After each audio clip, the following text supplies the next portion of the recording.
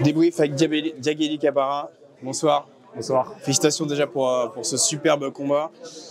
Première question, déjà, le soutien, tu étais à la maison, tu as combattu vraiment à la maison, le public était en feu quand tu es rentré. Ça fait quoi de rentrer dans un ring comme ça, avec tout le soutien derrière toi? Ah, ça fait plaisir. Ouais. Ça fait plaisir, ça donne de la force, ça encourage. Et c'est une sensation inexplicable. En fait, il faut le vivre pour vraiment pouvoir ressentir ce que ça fait. Pas trop de pression? C'est une pression positive qu'on arrive à gérer parce que maintenant on a un peu l'habitude que les gens se déplacent pour nous voir.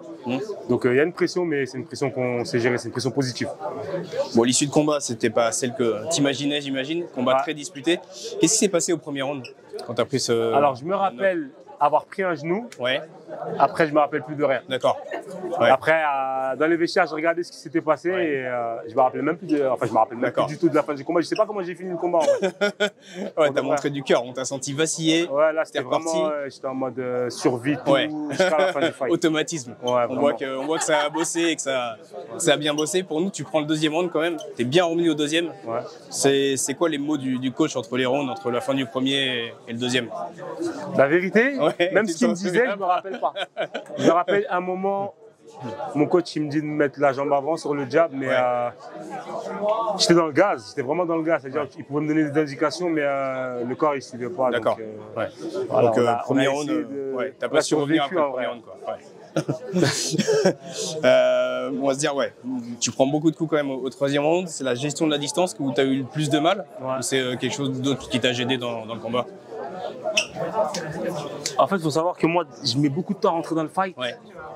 Donc, dès que je prends le coup, je suis pas encore bien rentré dans le fight. Et puis après, j'arrive plus du tout à rentrer dans le fight. C'est-à-dire, tout ce que je fais, même les gens me disent, ouais, t'es bien revenu et tout.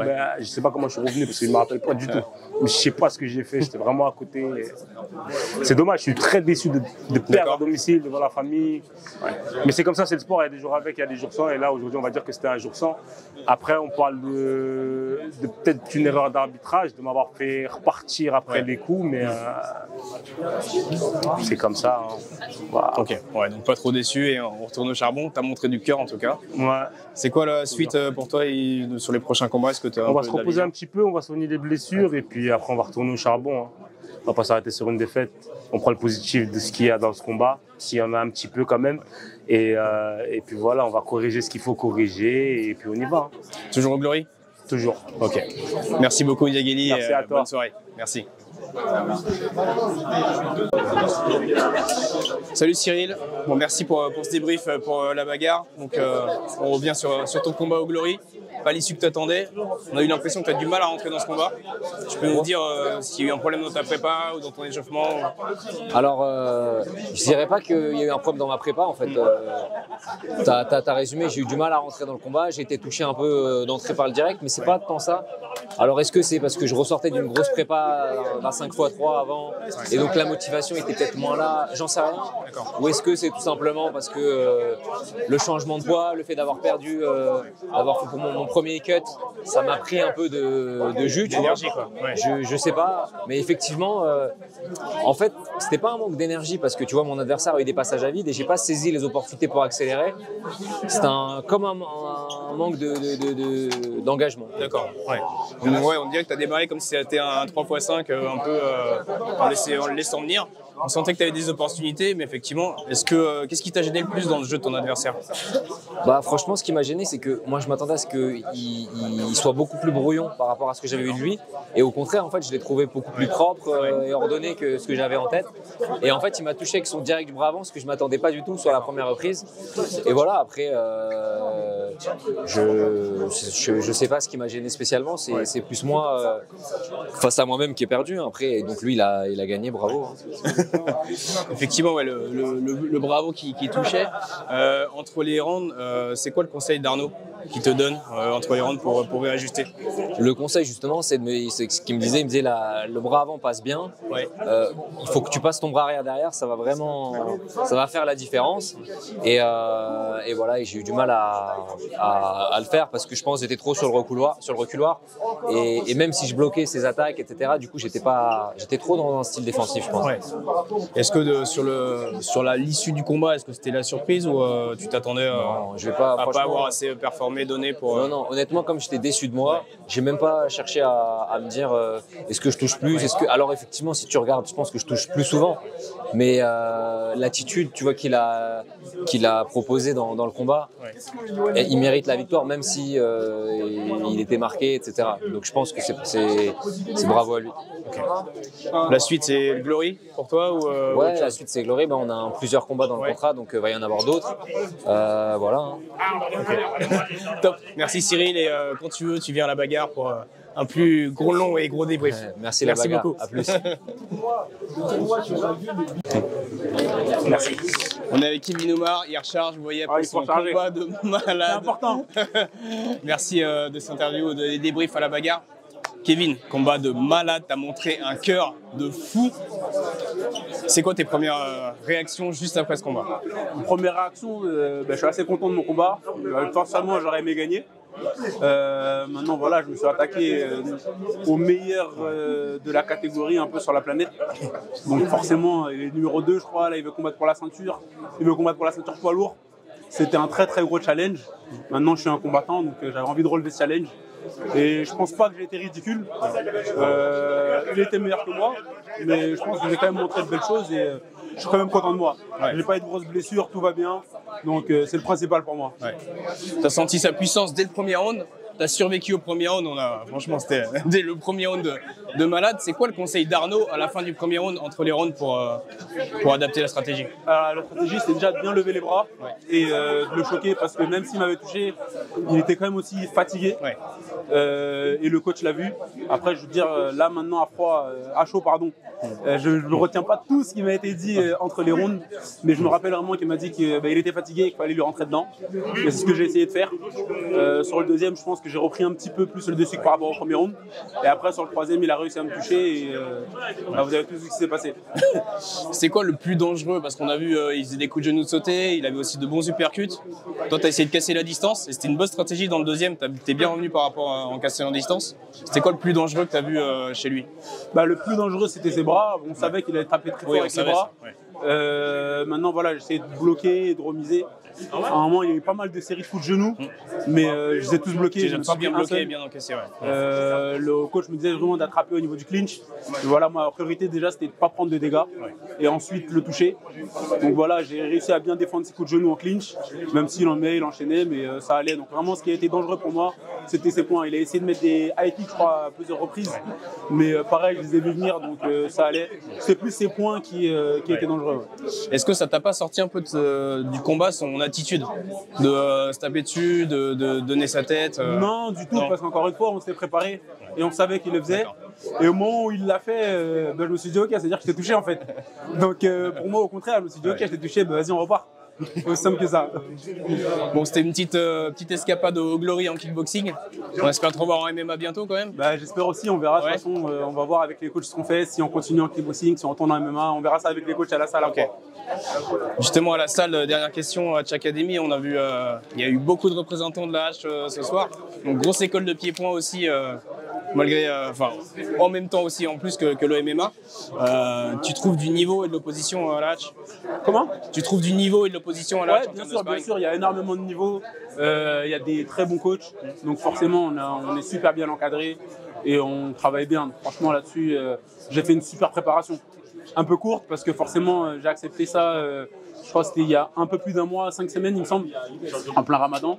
Donc forcément la préparation c'est pas faite au mieux, mais bon, c'était très très bien de faire ce combat. Cette préparation, je suis content de moi, je me sentais bien, donc là-dessus aucun problème.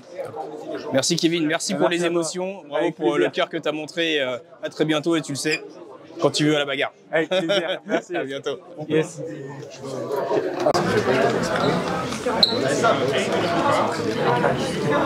So you said that you would like to do a better fight, a longer fight, but that's the way.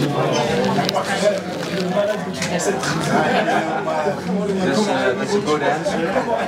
Everybody was cheering for you. You were playing at home in Paris, in France. How was that for you? Tout le monde était derrière toi, tu combattais sur Paris, comment tu t'es senti par rapport à ça, le soutien à la fin?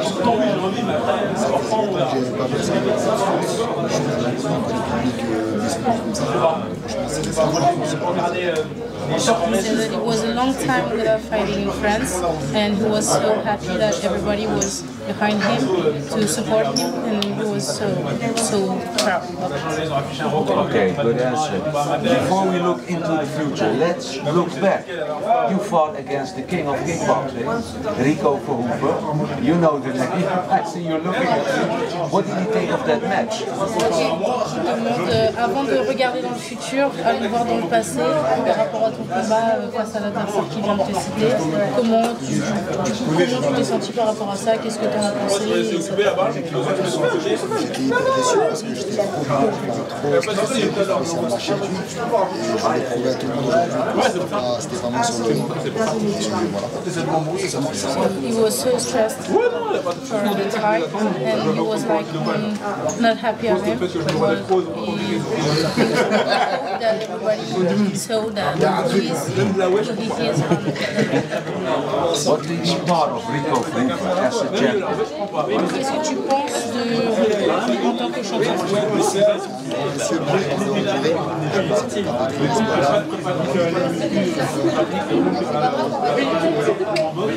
He think that he's a big man inside and outside the ring, and he think that he's so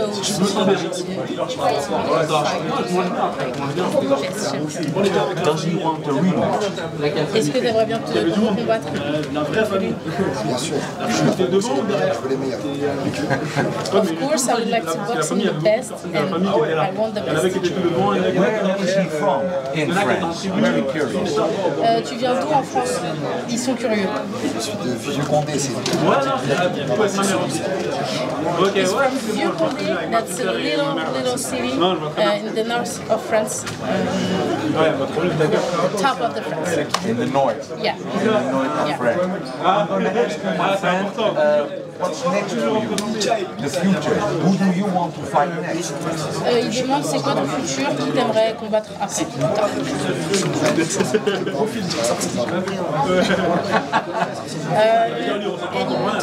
Enfin, he would like to fight Godzaro anywhere. It doesn't matter. It doesn't matter. Tomorrow if you can. That's the thing we like to hear. That's the thing we like to hear. Before I let you go, if you look at that camera, what do you say to your fans who always have supported you? plaisir et j'espère vraiment trouver les règles. Ous. Thank you, brother. Thank you very much. Thank you. Je regarde où? Ouais, nickel. Allez, go. Ah, laisse-le. Non, voilà, laisse-le. Sofiane Laïdouni, victoire expéditive ce soir, félicitations. Ton plan est réussi. Tu as rapidement rebondi après le tournoi face à Vladimir Tok. Qu'en est-il de la suite maintenant? Who is next? On sait que tu veux Tariq Ozaro. Bon, je suis content, j'ai pas pris de coup ce soir. Donc c'est le point positif. Ça reste beau gosse. Voilà, j'ai chauffé le public. Le public était chaud. Ça fait d'autant plus plaisir. Malheureusement, j'ai pas pu m'exprimer. Donc c'est un peu le regret. Mais j'espère vraiment vite retrouver les rings et boxer contre Tariq Ozaro. Sofiane, on voit déjà qu'il y a un soutien incroyable de ta famille, de toutes les personnes. Est-ce que tu auras Oui, bien sûr, je suis vraiment content parce que ma famille est venue, comme d'habitude. Mes amis sont venus et même beaucoup de personnes qui me soutiennent. Donc ça fait vraiment, vraiment chaud au cœur. Est-ce que tu aurais maintenant un mot pour nous, MMA Arena et Sport Zone? Bien évidemment, donc gros soutien et grosse force à MMA Arena et à Sport Zone. Sofiane, pour la bagarre, une question. C'est quoi le plus frustrant justement? C'est de ne pas avoir pu t'exprimer ou la blessure très rapide de ton adversaire? Le plus frustrant pour moi, c'est vraiment de ne pas avoir pu m'exprimer parce que j'avais fait une belle préparation. J'étais vraiment là pour en découdre et j'aurais préféré finir sur une meilleure note. C'était quoi la stratégie? Qu'est-ce que tu as imaginé pour la fin de ton combat? J'imagine que tu aurais aimé le gagner par KO, mais d'une autre façon. En fait, Vladimir, c'est un ancien. Je sais que c'est un gros puncher. Il aime bien les crochets larges. Et dans l'analyse, c'était crochet gauche, crochet droite, uppercut. J'attendais de le contrer et de le faire. Au début, je voulais le faire courir un peu, je vais pas vous mentir. Et après, avec la fatigue, j'aurais essayé de le contrer.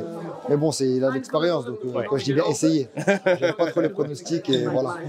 Ton avenir, tu le vois au Glory? Tu le vois peut-être ailleurs ou dans un autre sport? Je le vois au Glory, j'ai 2 ans de contrat avec eux. Du coup, pour l'instant, je suis focalisé avec eux. Ce serait quoi, plus briguer une ceinture ou briguer un tournoi à 1 million? Une ceinture. Moi, franchement, l'argent, c'est vrai que c'est le nerf de la guerre, mais la notoriété, la ceinture, c'est plus intéressant. Merci Sofiane. Ça vous fait plaisir et bientôt on espère te voir combattre et plus de bagarres pour la bagarre. Merci à bientôt. Vous et grosse force à la bagarre. Merci. C'est bon, tu veux